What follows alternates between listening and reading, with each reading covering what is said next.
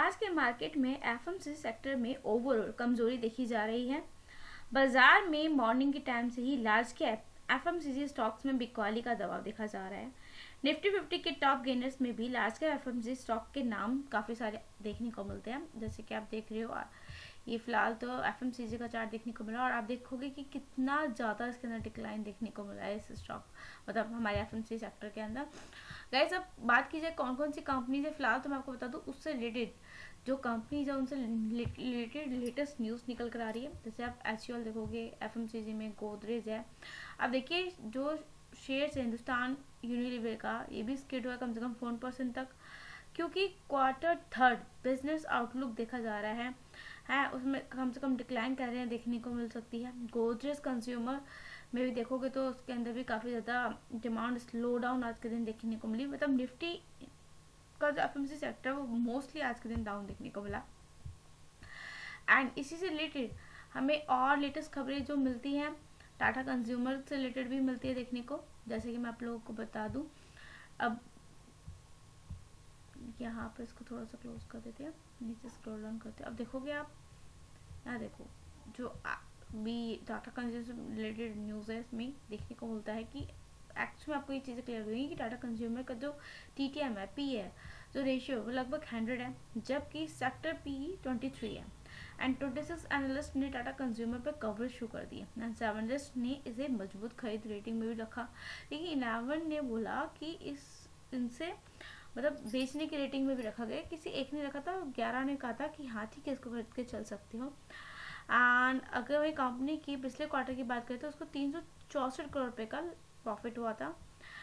यही गाइस, अगर आप देखोगे टाटा कंज्यूमर में बहुत सारी मतलब कंपनियां देखने को मिलती है। नेशनल इंडिया भी है और ब्रिटानिया इंडस्ट्रीज भी है, तो इन सब में आज के दिन गिरावट देखने को मिलती है। क्योंकि रीज़न स्पेसिफिक देखने को नहीं मिल रहा है कि एक्चुअल में क्यों बिकवाली आ रही है। टाटा कंज्यूमर एफआई की हिस्सेदारी 24 थी, जो कि पिछले क्वार्टर ही बढ़ी है। मतलब मोस्ट इम्पॉर्टेंट पॉइंट जो हमें देखने को मिलता है। ऐसा कोई मतलब जितनी भी खबर उठा लो, जितनी भी न्यूज़ उठा लो, आपको ये चीज़ क्लियर ही नहीं होगी कि एक्चुअल में बिकवाली क्यों देखने को मिल रही है।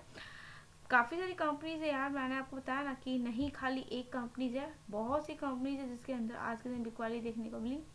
ठीक है, अब देखोगे तो कि इसमें नेशनल इंडिया ने डिविडेंड भी अपडेट दिया कि explore the history of dividend payment, dividend yield and upcoming dividend की घोषणा भी की जा रही है इसके अंदर नेशनल इंडिया के अंदर।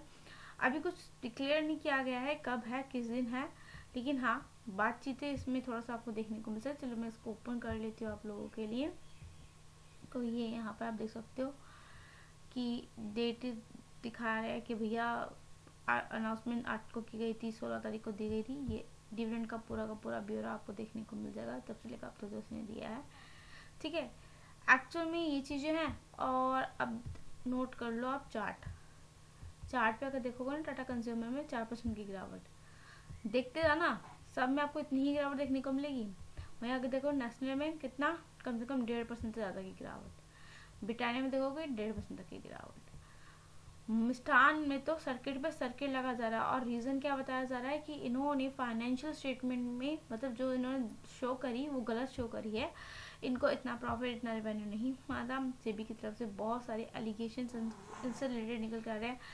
अब एक्चुअल में क्या है, अब यहाँ भी देखोगे ना कि मिष्ठान को lead loser in B group में कर दिया गया है। भाई काफ़ी लोगों का पैसा डूबा है, मेरा भी इसमें लगा था काफ़ी सारा।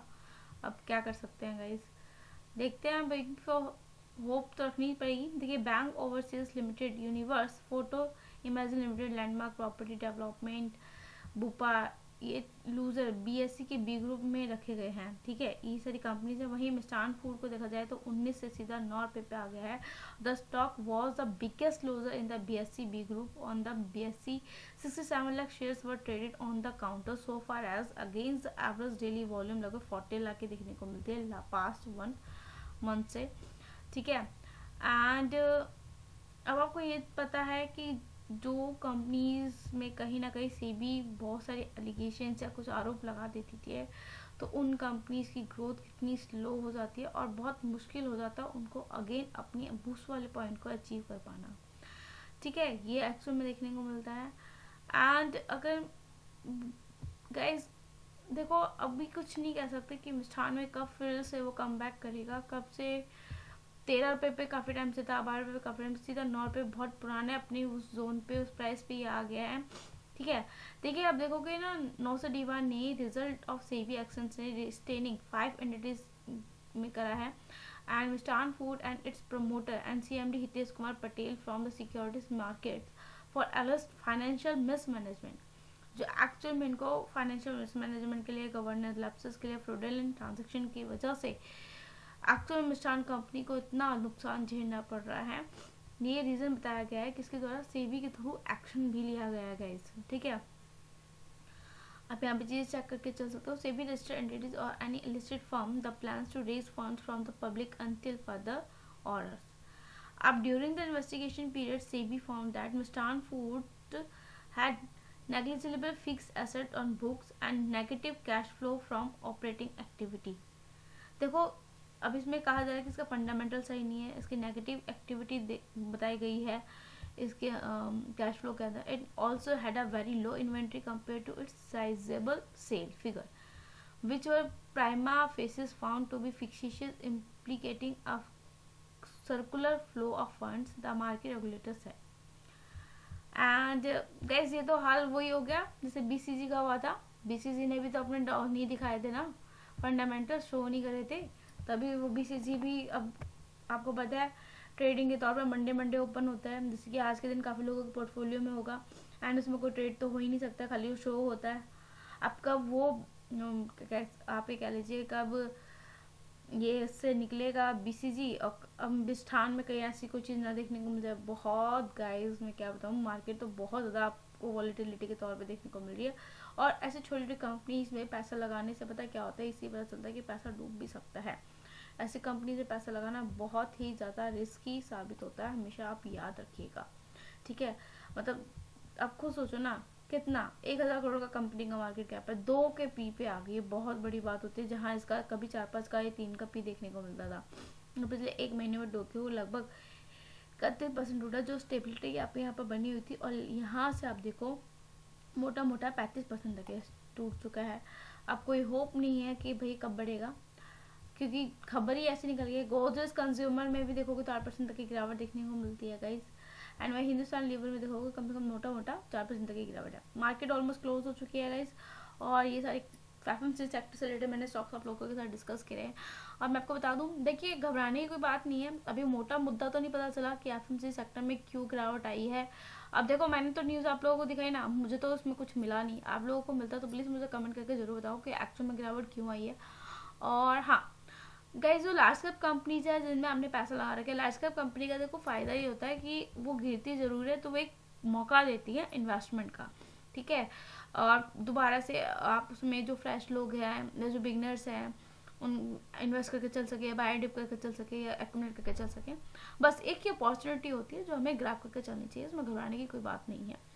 एंड फिलहाल तो मार्केट का ट्रेंड भी आप लोग देख रहे हो, काफ़ी ज़्यादा वॉलिडिटी के तौर पे देखने को मिला, 100% तक की, सॉरी 100 पॉइंट तक की गिरावट आज के दिन देखने को मिली है निफ्टी 50 के अंदर।